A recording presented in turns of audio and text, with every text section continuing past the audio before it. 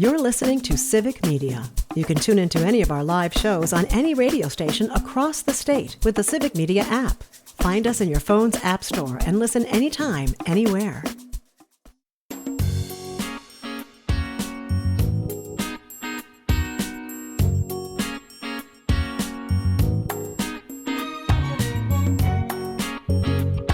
Live across Wisconsin on Civic Media, you're listening to Mornings with Pat Kreitlow, powered by Up North News. Now, from our Lake Wissota studio, here is the founding editor of Up North News, Pat Kreitlow. Well, hey there, Wisconsin. Good morning. It is 6:06 on a Wednesday morning, November 5th, 2025. It's another beautiful morning to have you here up north. We're live from Lake Wissota and catching you wherever you're spending your mornings, listening all across the Civic Media Radio Network. Or if not on the radio, then by podcast or on the app or watching us on social media. It's great that you're here. We really appreciate it. I got a question for you. Were the election results from last night a surprise to anyone? They shouldn't have been. The history is clear on how elections have gone in the Donald Trump era when it's not Donald Trump on the ballot running against a woman. And that's it.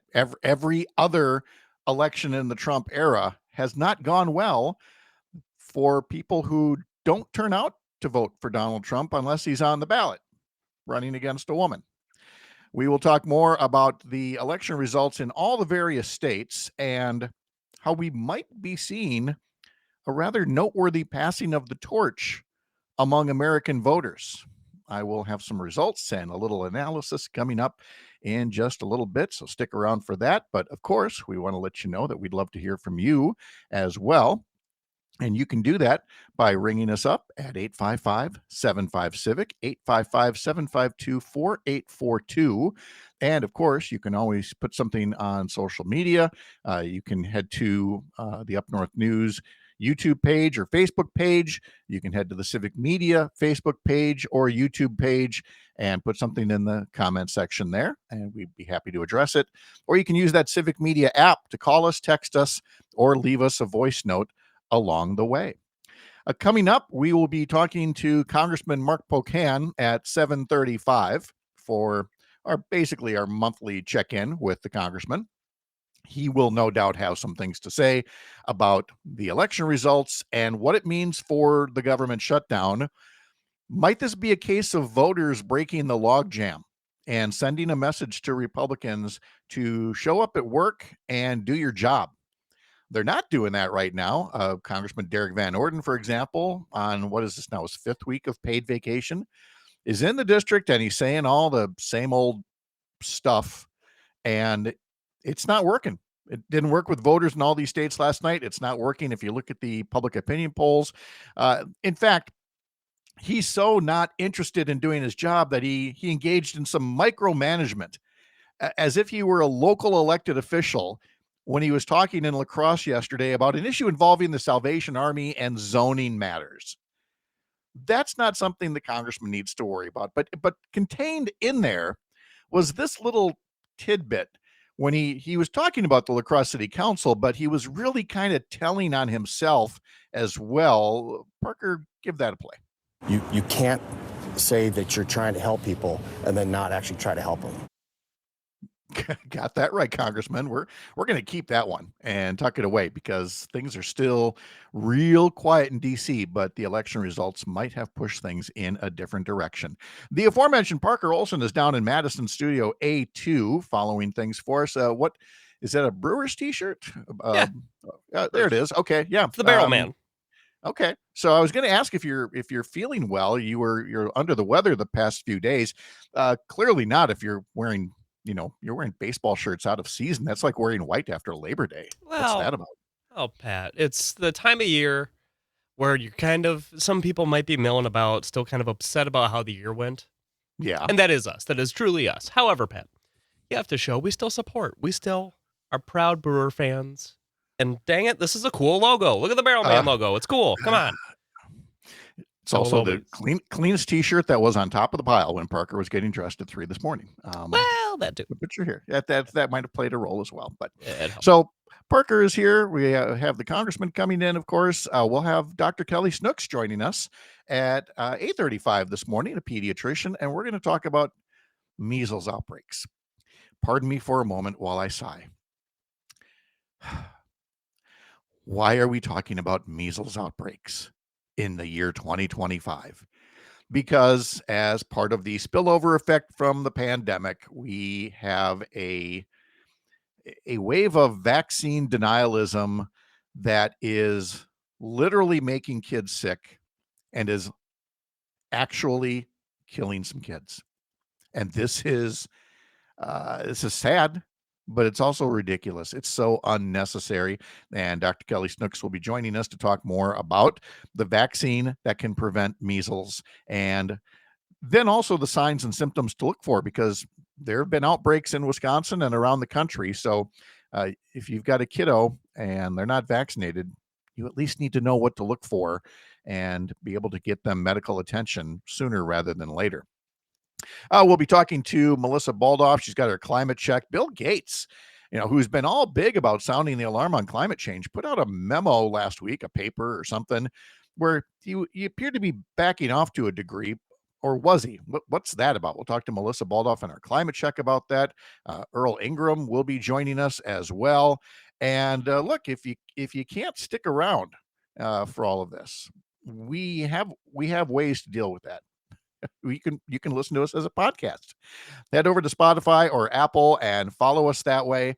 And that way, you're never going to miss an interview. You're never going to miss a moment of the things that we're talking about. And that includes our private message to one of our favorite listeners, Tony up in Ashland, who writes on YouTube all the time and has lately been hectoring us for not starting the feed right at 6 a.m. So we kind of caught him today and started the feed. We started the feed at 5:59. Don't tell anybody, but we did it, and he wasn't there. He wasn't And there. now he sent a note saying it was election night, so he was up late. So we'll give him that. But yeah, okay. But we were too. We pay attention to our regulars, like Roger in Stevens Point, who puts on Facebook. Most of the major elections last night weren't even close. They were decided before the 10 o'clock news. That's true. And so we're going to get into that in just a second here. I think the only sports note I heard Mike Clemens say was the Bucks lost, and it wasn't even close in Toronto, 120 to 100. Yeah. We won't be dwelling on that nearly as much as we were, the other day when it was a Giannis buzzer beater that won it. No, you like to highlight the good, usually. Yes, exactly. Exactly what we do. So let's get into a little bit about the election results, because there's a lot to talk about, and then I'll give you my spin on how it all went. But and I'm saving New York City for a little later. I mean, everybody knows Zoran Mamdani won. I was so proud of myself. I hadn't mispronounced his name till now. Anyway, in New Jersey, Mikey Sherrill, the Democrat, was elected as governor. Virginia had a blue wave. I don't even know if blue wave is the way to put it. Cassandra puts on YouTube right now, blue tsunami. In Virginia, not only did Abigail Spanberger win the governor's race, but every county in Virginia, and Virginia is largely red in many places, except up in Northern Virginia. Every county shifted blue yesterday. In California, Proposition 50 passed. That was the redistricting initiative that was meant to offset what is happening in Texas with Republicans and Donald Trump rigging the maps. Unfortunately, in other states now, Republicans have once again proven they are willing to disrespect the voters and the Constitution and democratic norms, and again, try to rig their own congressional maps. But California voters did their part. There were two different questions in Maine that were interesting to see. Voters there approved red flag laws. Red flag laws are something supported by 70, 80, upwards of 90% of people when you poll them almost anywhere. It's a gun safety measure that says that if you feel somebody is a danger to themselves or others, you can ask a judge to hold a hearing, hear the evidence, and then make a determination as to whether that person's guns should be taken away temporarily until, once again, the conditions are settled, whatever that might be. It might be most usually some kind of mental health care. And opponents in the gun industry love to say, oh, it's all about the government seizing guns, to which a lot of neighbors of shootings would say, yeah, that's what it's there for, a safeguard. We shouldn't just be willy-nilly handing out guns to everybody and saying, do what you will, kids. So in Maine, red flag laws were passed by voters yesterday, and they are seriously overdue here in Wisconsin. Voters in Maine also rejected a measure that would have led to several points of voter obstruction. All of the, voter ID and other matters that are not necessary, are not borne out by any evidence. But talk about voter obstruction methods that are not borne out by the evidence. I've got a little piece of audio for you to hear. What you're about to hear is a clip from Sheboygan Falls area Republican Assembly Rep Lindy Brill. Republicans have formally introduced their bill that would ban absentee ballot drop boxes, despite no evidence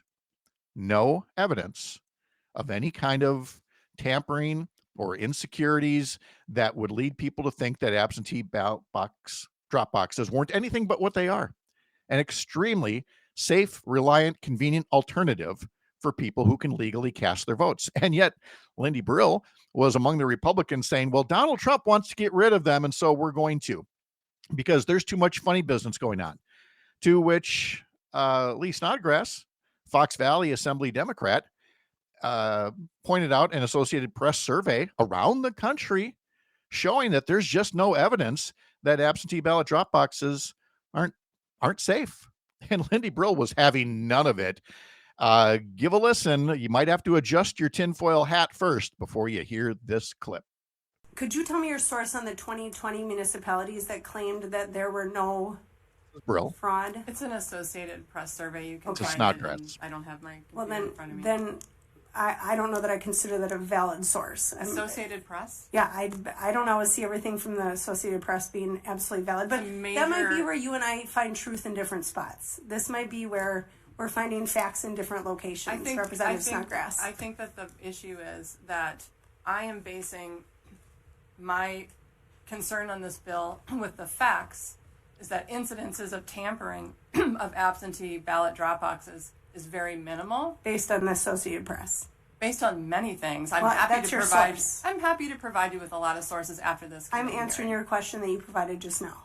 Great. And then I would just like to say at the end of everything, I'd like to thank our president for leading the charge on this.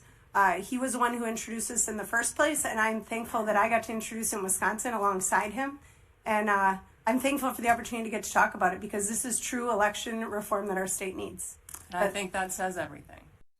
It does, Lee Snodgrass. That says everything. That a Republican who would take the time to kiss the ring of dear leader, who is bringing up again no evidence behind the accusations that they're making, and Lindy Brill is trying to get anybody else to prove a negative. The burden's on you, as it has been since 2020. Where's the evidence? And you ain't got nothing except my guy Donald Trump says so. And we saw what voters had to say about Donald Trump's credibility yesterday. We'll talk more about that in just a moment. From the heart of America's up north, live from Lake Wissota. Thanks for making this the place to spend part of your mornings. I'm Pat Kreitlow. This is the Civic Media Radio Network.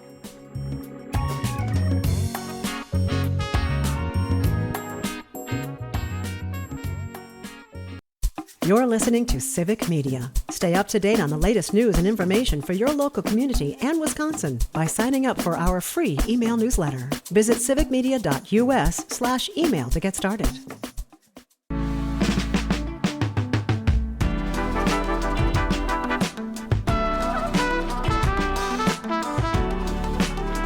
Nice to have you back at just about 6:23 on this Wednesday morning, November 5th. Remember, you can follow us at Up North News, a separate entity from Civic Media, by heading to upnorthnewswi.com. You can follow our newsletters by clicking subscribe in the banner at the top of the homepage. In the newsletter today from Ellie Bordeaux, she talks about the comments from Doc Rivers, coach of the Milwaukee Bucks, speaking out against the cutoff of SNAP food benefits for people throughout the country. There's a story about the sinking of the Edmund Fitzgerald. The 50th anniversary is coming up next Monday. And so next Monday, we will replay our interview with Outagamie County Executive Tom Nelson, who has written a new book about the sinking of the Edmund Fitzgerald that I highly recommend. And if you missed our conversation back in August, you'll want to tune in for that. And again, read more about it in our newsletter at upnorthnewswi.com. We also have a weekend newsletter where we ask a question of the week. And this week, it's about the economic outlook over the next 12 months. And we want to know if you think things are slowly getting better, going to stay the same, or going to get worse. Again, upnorthnewswi.com is the place to go for that. All right, more about the election results from yesterday, where we talked about the wins in New Jersey, Virginia, California, Maine. I mean, we've got folks everywhere, and we appreciate every one of them. Here's John saying, "Good morning from Colorado. We passed propositions double L and double M. Feed the kids." John, I'm going to admit I was following a lot of races yesterday, and I was not familiar with this, and I looked it up, and sure enough, Colorado voters have passed 2 ballot measures that would fund free meals for all public school students and give raises or stipends to cafeteria workers and provide grants to schools to purchase fresh ingredients from local farms. Could you please make some kind of Republican or conservative case against feeding the kids and helping local farmers provide fresh ingredients to our school cafeterias and making sure our cafeteria workers are paid a living wage? Good job, Colorado voters. Let's get that to spread. In Pennsylvania, all 5 Democratic state Supreme Court justices were up for re-election, and they will hold their 5-2 majority after sweeping last night's results. The campaign against these Pennsylvania justices was almost entirely funded by one billionaire and some corporations and political action committees, but one billionaire who became kind of a centerpiece of the campaign. It led to groups dedicated to helping voters understand that one billionaire shouldn't have that kind of power, kind of like what Wisconsin voters did to Elon Musk in the last state Supreme Court election. But I'm thinking this is something in Pennsylvania we should examine and maybe emulate in Wisconsin next year and beyond when it comes to certain Wisconsin-based billionaires who have enough money to tip the balance in our elections. In New York City, Zoran Mamdani won. He didn't just win. Listen to this. He was the first candidate since John Lindsay in 1969 to win more than 1 million votes in a New York City mayoral election. Now, like some legislators here in Wisconsin and a growing number of progressives nationwide, they have a label, Democratic Socialist. That label is used by other political parties around the world, and of course, conservatives are losing their minds over it.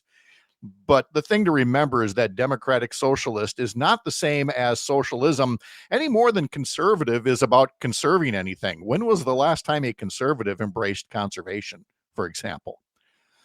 Conservative commentators and commenters on social media said things like, "We have 2 generations in this country, millennials and Gen Z, who've been brainwashed into thinking socialism works. It would be nice if we had an actual conservative in the White House like Reagan to represent the opposite."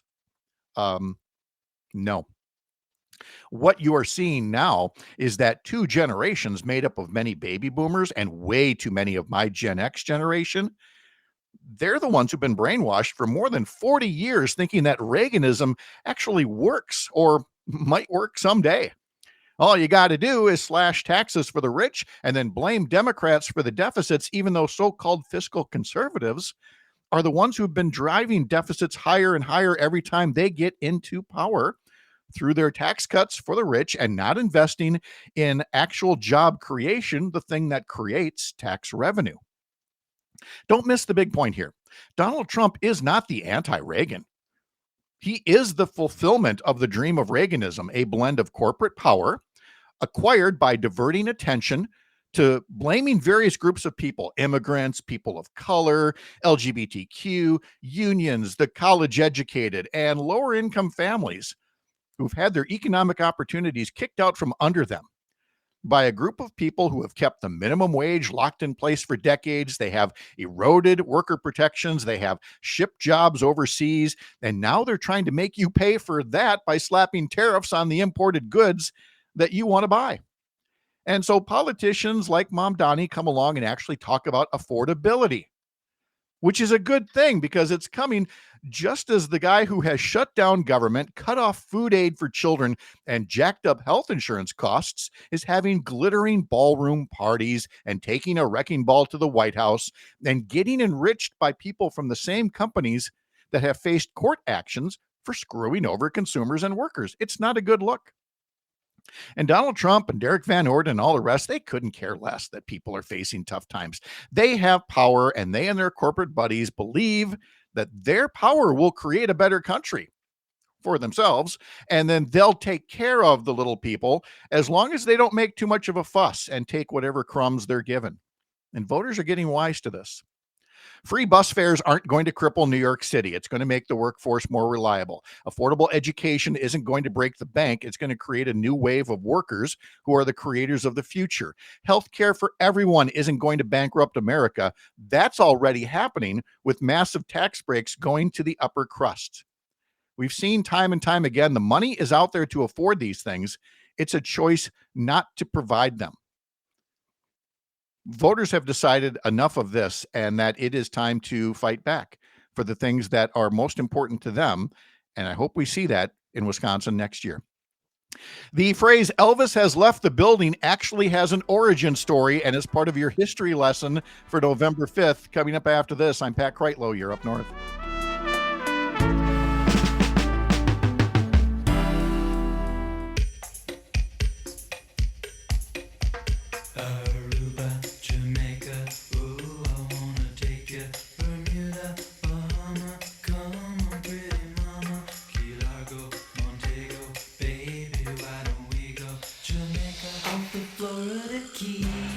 This was the number one song this day in 1988. The Beach Boys had not had a number one hit since 1966.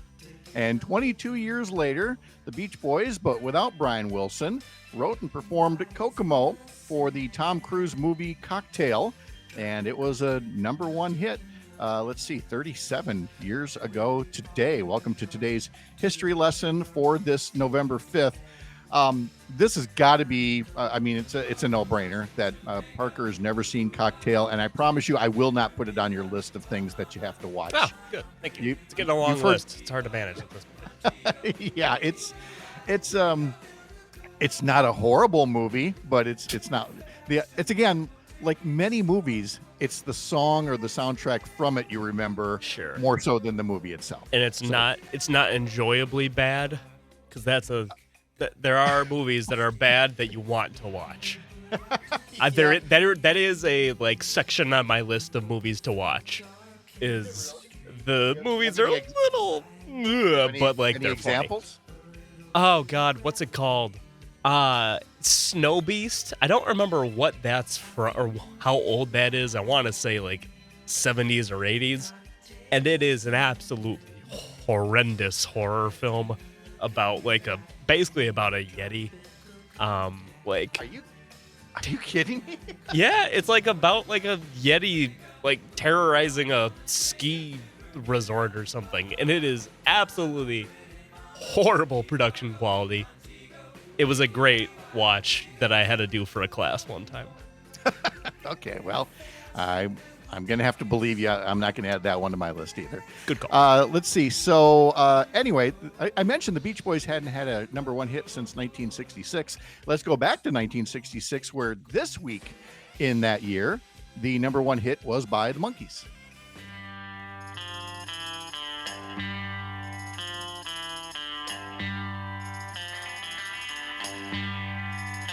Take the last train to Clarksville and I'll meet you at the station. You can be here by 4:30. On this day in 1872, in defiance of the law, suffragist Susan B. Anthony went to vote for the first time and would be fined $100, which was no small chunk of change back in 1872.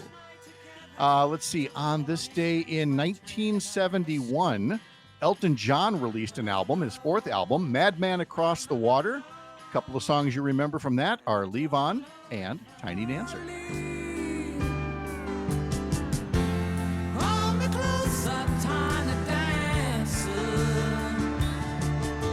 Was it on Friends where Joey was making the joke that he thought the lyric here was Hold Me Closer, Tony Danza? Anyway, Tiny Dancer and Live On were part of Madman Across the Water, released this day in 1971.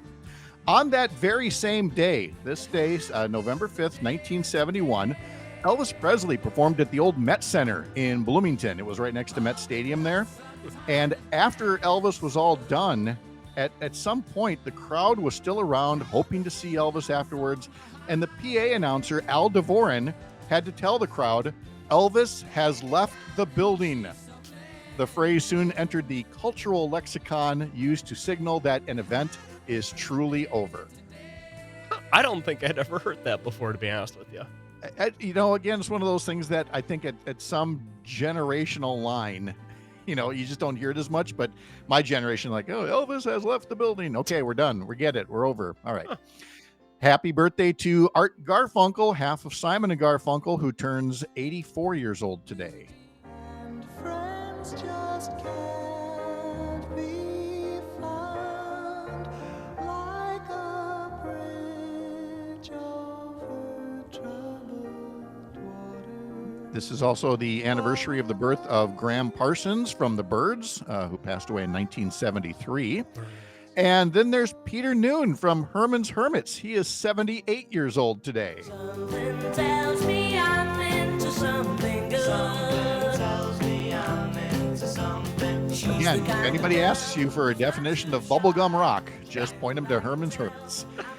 Kris Jenner, the matriarch of the Kardashians, is 70 years old today. Let's see, what else we've got here? Oh, Bryan Adams. He is 66 years old today.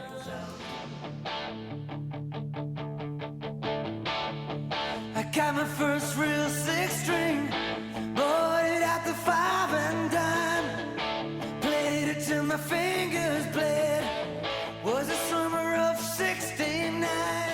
So, needless to say, we need this guy to stick around for at least 3 more years, because we need him to sing Summer of 69, so it can be summer that he turned 69. I mean, wow. It's the little thing. I would appreciate that. I would appreciate that. Actress Tatum O'Neal is 61. That's going to make some people feel really old. The former child actress Tatum O'Neal is now 60. I'm sorry, I didn't do the math right on that. 62 years old today. Oh, Actor Sam Rockwell is 57 years old today. That Sam Rockwell, when you use the word versatile, talking about an actor, I mean, he can play anything. Yeah. And yet he's not a great big megastar, but even I, as a casual movie watcher, can appreciate his range. It's really something. Another birthday today. Happy 68th birthday to Mike Score from A Flock of Seagulls. I'm sorry, I can't find it. Oh, no. What happened to A Flock of Seagulls? Oh, you know what? The song is I Ran So Far Away. Oh, here we go. So I just did had to the catch song. it. Hang on.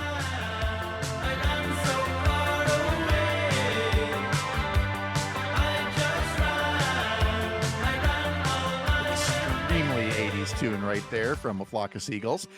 Kevin Jonas, oldest of the Jonas Brothers, turns 38 years old today.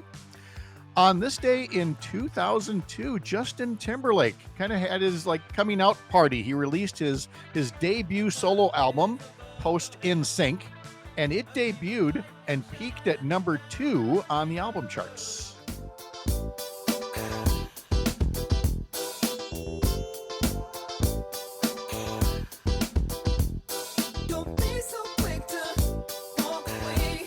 Was one of the singles. Crimea River was on there as well. It got 4 Grammy Award nominations, including nominated for Album of the Year, and won the Grammy for Best Pop Vocal Album. On this day in 2003, Jimmy Buffett won his first CMA, Country Music Association Award, with It's 5 O'Clock Somewhere. That was his duet with Alan Jackson. It was named Vocal Event of the Year. And yeah, I get that it was 22 years ago now, but I will say it was super cool when that song first came out, to hear Jimmy Buffett on a song that was actually charting with Alan Jackson, who was a big country star at the time as well, had really come into his own. On this day in 2022, 3 years ago, thanks to huge streaming numbers, Taylor Swift had all 10 spots on the Billboard Hot 100 with songs from her Midnights album. Antihero was the number 1 song in 2022. She became the first artist to have all 10. It's been duplicated since, thanks to streaming.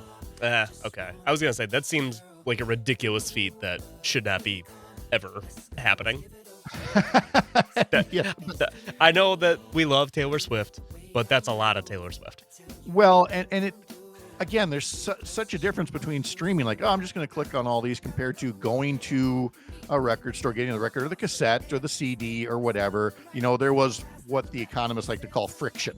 You had to actually go do something to get something. But when it's easy enough to just click a button and download it, it's pretty easy to put all 10 songs from an album at the top of the singles chart. True. So it should be based more on like radio airplay and things like that. But it's an algorithm that I'm not here to try to figure out for you. I feel like there's a lot of gatekeeping though if you do it the radio way in comparison to like streaming it.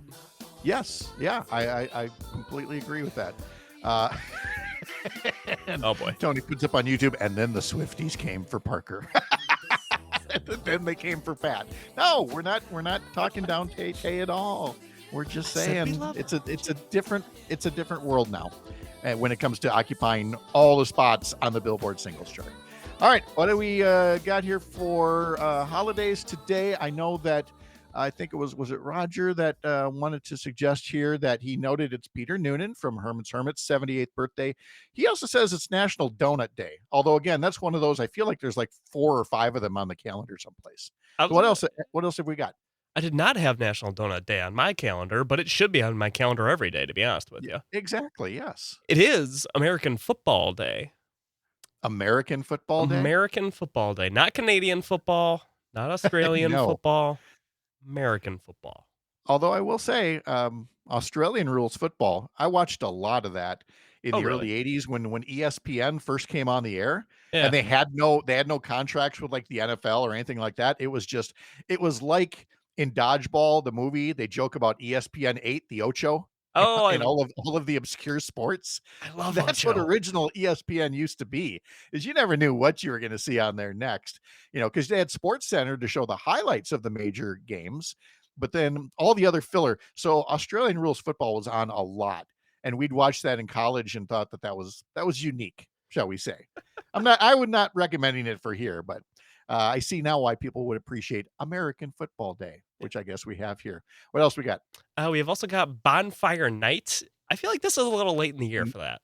And no, the fire conditions are still such. No bonfire night here in Wisconsin tonight. So whatever it might be anywhere else, this would not be the night for it. Also good. What else we got? It is National Redhead Day, as well as National Love Your Red Hair Day. Okay. And yet playing into type, and I'm totally playing into stereotypes here. Uh-oh. What's the other day today? It's Stress Awareness Day. Stress Awareness Day. And again, those poor fiery redheads, they get a reputation, and I can totally hear people going, oh, well, that makes sense. Stress Awareness Day would be the same day. No.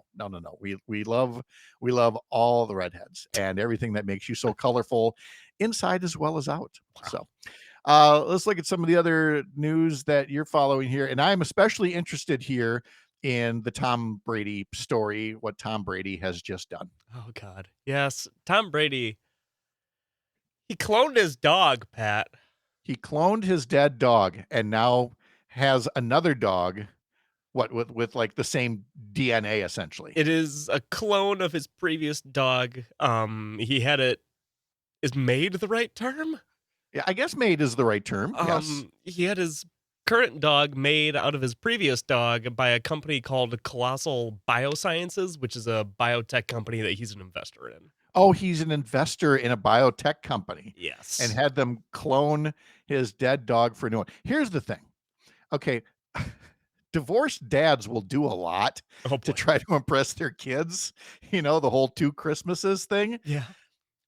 This one might have gone a little too far. I'm guessing. I'm thinking the kids were like, "Dad, no, don't clone the dog."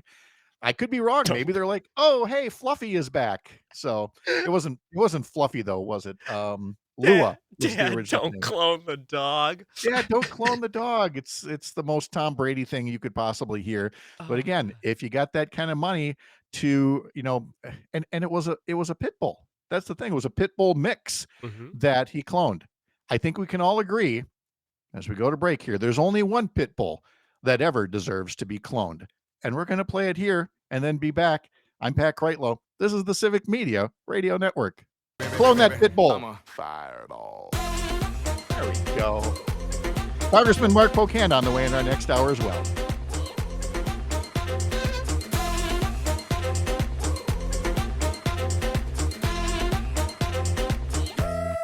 Fireball. I saw, I came, I conquered, or should I say I saw, I conquered, I came. This little chico. You're listening to Civic Media. Find the latest news, information, and archives of all your favorite shows on the Civic Media website, civicmedia.us.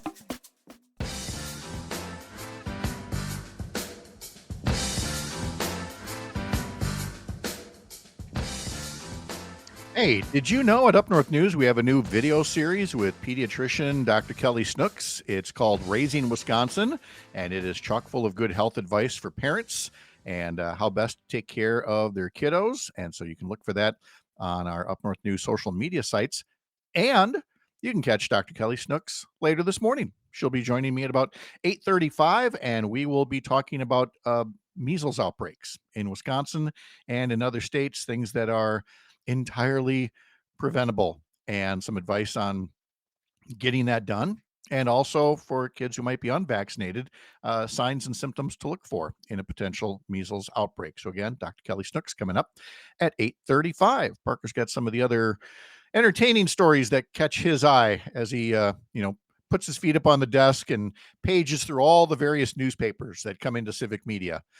I honestly don't know if there's a single newspaper there in Civic Media. When was the last time you actually opened a newspaper and got ink on your fingers? Not that long ago. Okay. Because I was the editor-in-chief at our newspaper in Whitewater, so. Oh, the college newspaper. Okay. Yeah. Okay. So Well, all right. I've got What do you that. Badger football, Pat, Yes. leads the country in alcohol sales You don't say. by a lot. Yeah. Why don't you just tell me water is wet? Matt Brown is a journalist. I think he's with like CBS. And he got the numbers from only 21 college football programs, so not all of them. It's an incomplete list. But Right. You know what? I think we're okay.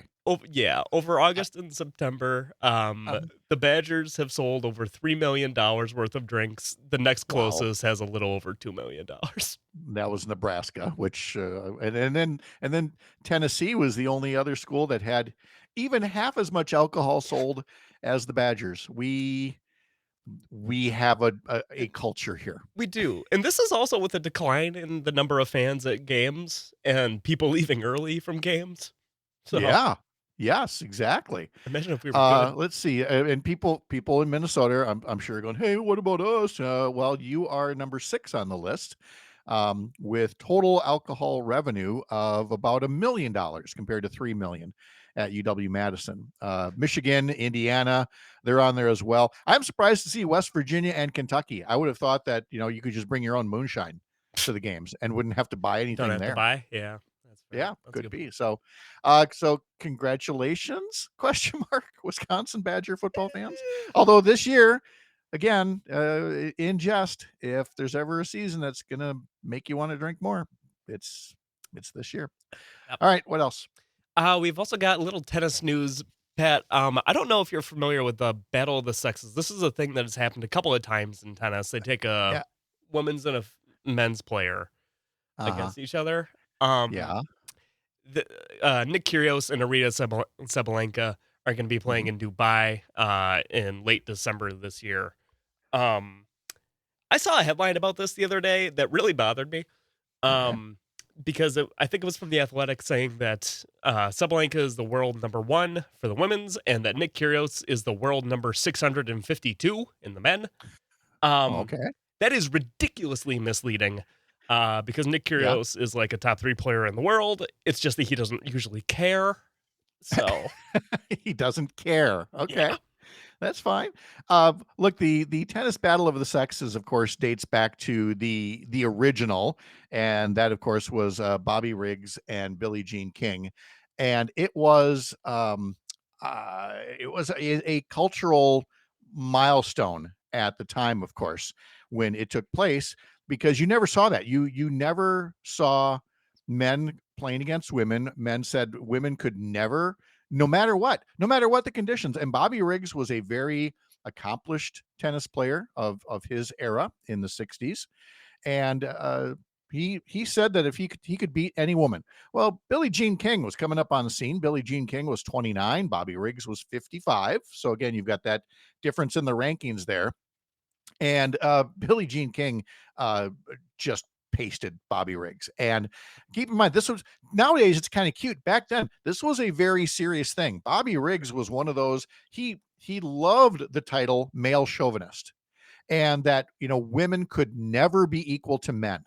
And so that win at the Astrodome, I remember the buildup on TV and everything else before they ended up playing this game in 1973. I was 9 years old at the time. And so now to do it, it's a nice little event, but, and I'm not saying it's not going to be worth watching. I'm not going to say it's not competitive. I'm just saying the very first one was a very big deal. Sure. Yeah. It'll be interesting to see what this is like. Cause like I said, when Kyrgios cares, he's ridiculously good. When he's not, well, then that's what I think. I think we need to see that then. Tony notes appropriately. Yes, Bobby Riggs was MAGA before MAGA. Oh God. Absolutely. While we're doing sports, I see that Jose Quintana and Rhys Hoskins are headed to free agency after the Brewers declined their mutual options on Tuesday. So I don't know. I don't know that we're going to get to keep either one of them. Might be a via con Dios case right here. Yeah, and it looks like Woodruff is out the door too. Brandon Woodruff is probably out the door. William Contreras is going to hang around, even though the club did not exercise the option, but he might only be around for one more year as well. Another year or two. I think that'll be going to arbitration. Yeah. Yes, and again, I think it would be great if he does stay. It would be great if they all stayed. But I was questioning the Brandon Woodruff re-signing 2 years ago. He went out with an injury. We knew he was going to miss the whole 2024 season, but they're like, let's make the investment. He is our future. And now he's hurt again. So that was a lot of money paid for very few games. And sometimes you got to play the market, and the Brewers they've not been bad at this. No. Yeah. I think it was worth doing. Yeah, so we'll see who comes on the roster there, but there's a couple of names that you might not be hearing about and might not see them in Brewers uniforms in the future. Bucks lost big in Toronto, 128-100. They play the Bulls at home come Friday. In our next hour, we will be talking to Congressman Mark Pocan about the shutdown showdown and whether last night's election results might nudge Republicans along toward, making sense. We'll be back. I'm Pat Kreitlow. This is the Civic Media Radio Network.